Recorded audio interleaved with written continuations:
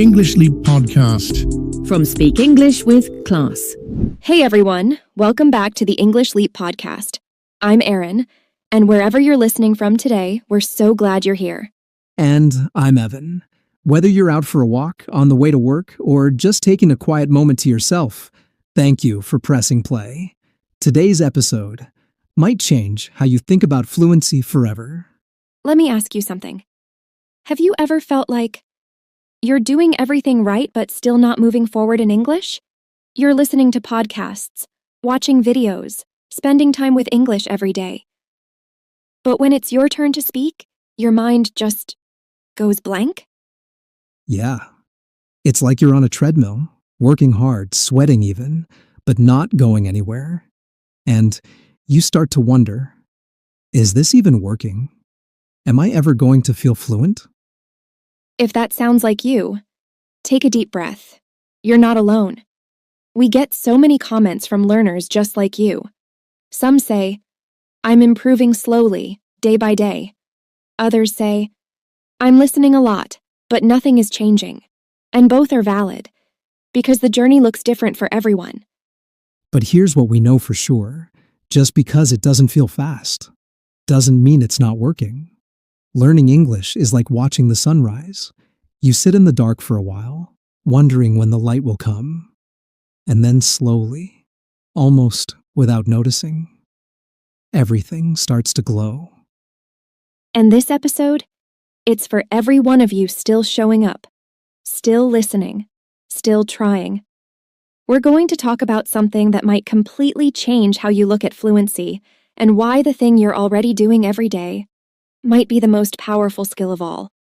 Also, don't forget to grab the free PDF we made for this episode. It's full of practice exercises, reflection questions, and extra support to help you go deeper after the episode ends.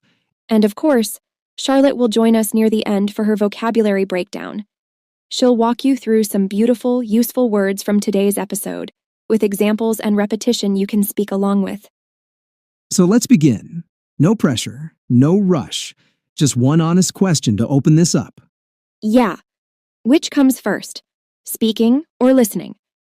It seems like a simple question, but your answer can completely shift how you learn English. It sounds obvious, but most of us underrate it. And here's the truth. Fluency always begins with the ear, not the mouth. You can't speak what you've never truly heard. Trying to speak without enough listening is like trying to write music without ever hearing a melody. You're guessing. You're forcing it. And that's where frustration comes from. Think about babies. They don't learn by repeating textbook grammar. They spend months just listening, absorbing patterns, sounds, tone, long before they say a single word. And when they finally speak, it's not because they studied. It's because they've already heard it all 1,000 times. But many adult learners skip that phase. We get impatient. We want to speak fast, without giving our ears the time to tune in. And that's where fluency starts to feel like a struggle. So today, we're slowing things down and guiding you back to the foundation of it all. Deep, meaningful listening. And we're not just saying, listen more. We're going to show you how to listen in a way that builds fluency naturally. So let's start with our first powerful shift. Tip number 1. Listen in layers. Too many learners treat listening like a test. You play the audio once, try to understand every word, and feel defeated if you don't. But real listening, the kind that helps you grow, isn't about perfection. It's about purpose. So here's the approach. Break one audio clip into 3 simple layers. First, just listen for the gist. What's the topic? What's the overall mood or idea? Don't pause. Don't stress. Just let it wash over you. Then, go back and listen again. But now, focus on structure. How are sentences built? What tense is being used? What's the rhythm of their speech? And finally, listen a third time, slowly. This time, pay attention to word choice, emotion, and intonation. Notice the tone. Did their voice rise at the end of a question? Did they sound curious, sarcastic, tired? Same audio, 3 different goals. And the result? You train your brain to pick up layers of language, not just meaning, but feeling. And that's what fluency really is. And once your ears are tuned in, like that, the natural next step is speaking, right? Well, not just yet. Right. A lot of learners jump straight from listening to mimicking and end up sounding robotic or unsure. That's why our second tip is shadow with silence first. Before you try to repeat after native speakers, give yourself space to feel the language without pressure. Think of it like music. You don't sing along with a new song the first time you hear it. You listen. You absorb the melody. You catch the rhythm. Then you hum.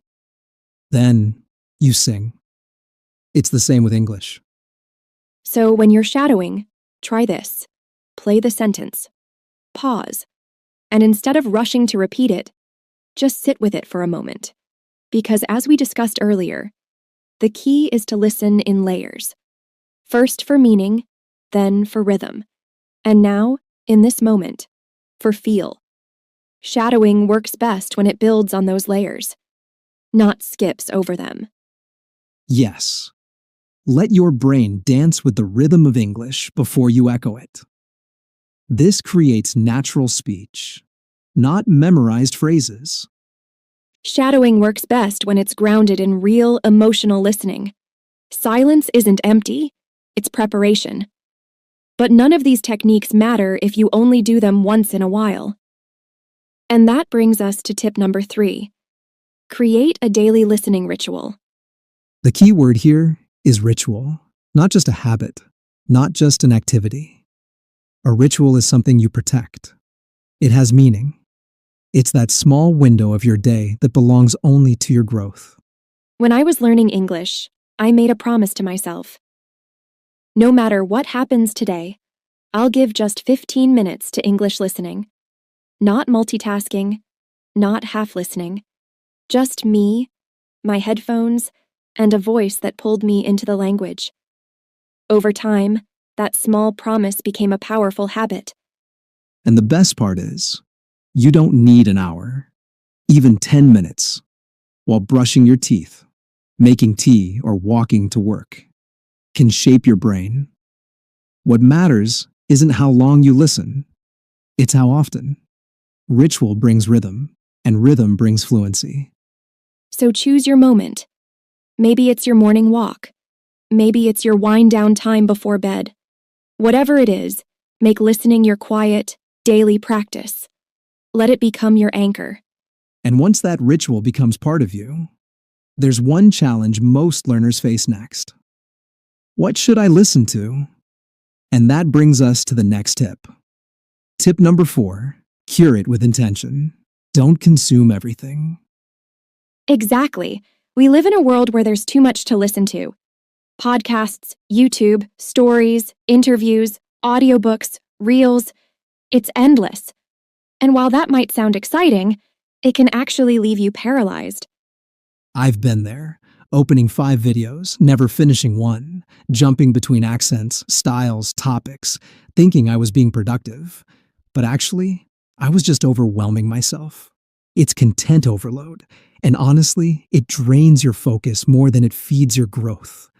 That's why the answer isn't to do more. It's to choose better. Pick 1 or 2 English sources that you genuinely enjoy, something that feels familiar, something you can return to again and again without pressure, because depth builds understanding, and repetition builds fluency. It's like a garden.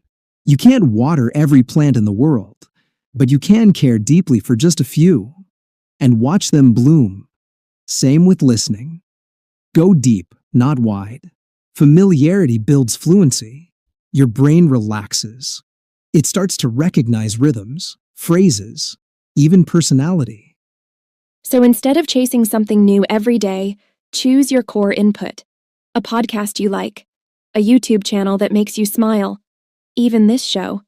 Let that be your home base, your safe zone for daily exposure. And then, once that foundation is strong, Once your ears feel comfortable, there's one more thing you must do to grow beyond your bubble. Tip number 5. Listen across contexts. Because English in the real world doesn't sound like a classroom. It's fast. It's messy. It's full of personality. Wait. I know what you're thinking. Didn't you just tell me to curate my content and not listen to everything at once? Exactly. And you're right to catch that. But here's the thing. Those two tips aren't opposites. They're phases. First, you need consistency. Familiar voices, familiar styles, to help your brain feel safe and steady. But once you've built that foundation, now it's time to stretch. I remember the first time I tried to watch an unscripted interview between two comedians. They were laughing, interrupting each other, finishing each other's sentences. And I just sat there, frozen. I understood nothing. Because real-world English isn't one accent, one tone, one topic. It's interviews, arguments, laughter, sarcasm, mumbling, emotion, pauses, overlaps, all of it. If you only listen in one style, your ears stay inside a bubble. And fluency doesn't live there. So once you feel comfortable, intentionally step into different contexts. Start exploring. Watch a vlog. Listen to an emotional speech. Try a news story, then switch to a comedy podcast. Think of it like going to the gym. At first, you train with light weights, controlled movements. But eventually, to grow stronger, you challenge your balance, speed, and flexibility. Same goes for your ears. The goal isn't to understand everything at once. It's to expand your ears, to teach your brain that English isn't one size fits all, and that you can keep up even when it's fast and imperfect. Because, in the real world, English won't slow down. But if you've trained your ears across different voices and settings, you won't need it to. Yes, that's the power of listening. It shapes how you speak, how you understand, and how confident you feel.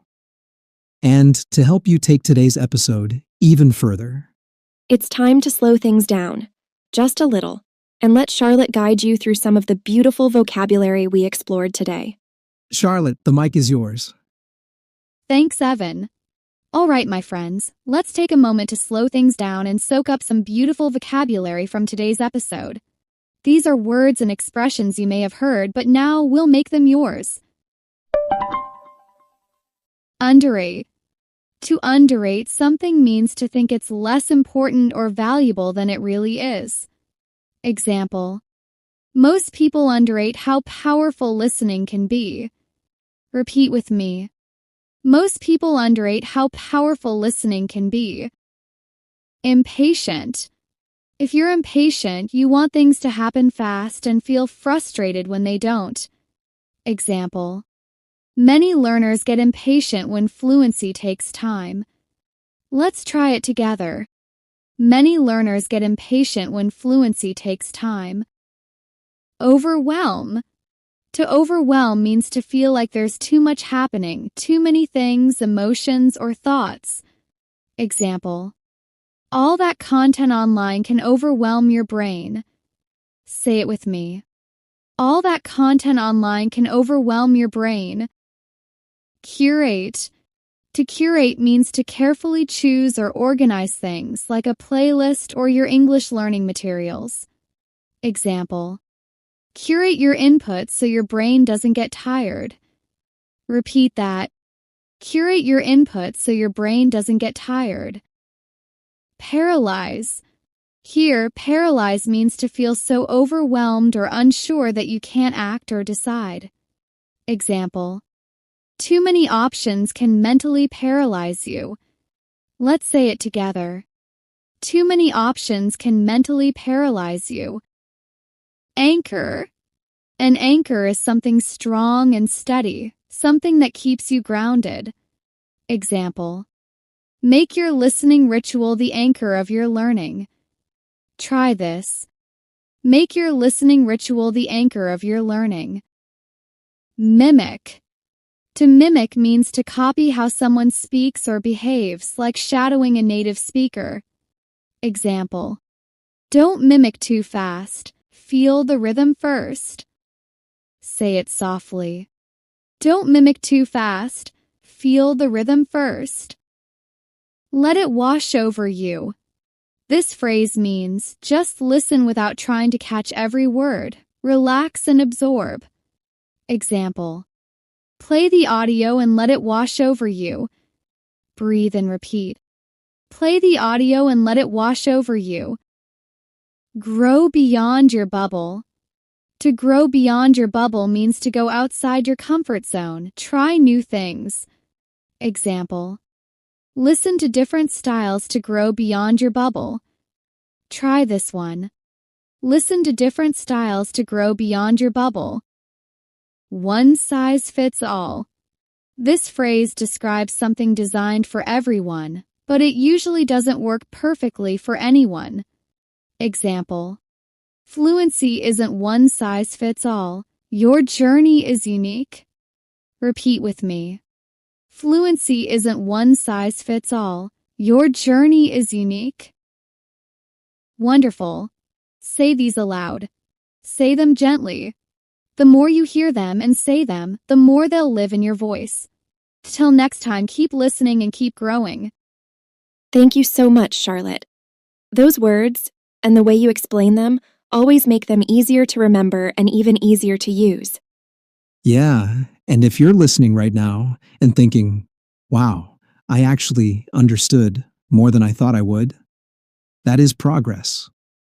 That's fluency growing in the background. So keep showing up. Keep listening. Even on the days when it feels slow, remember, your ears are learning more than you realize. All right, friends, that's it for today. We'll see you in the next episode of the English Leap podcast. And until then, Keep listening. Keep leaping. Bye for now.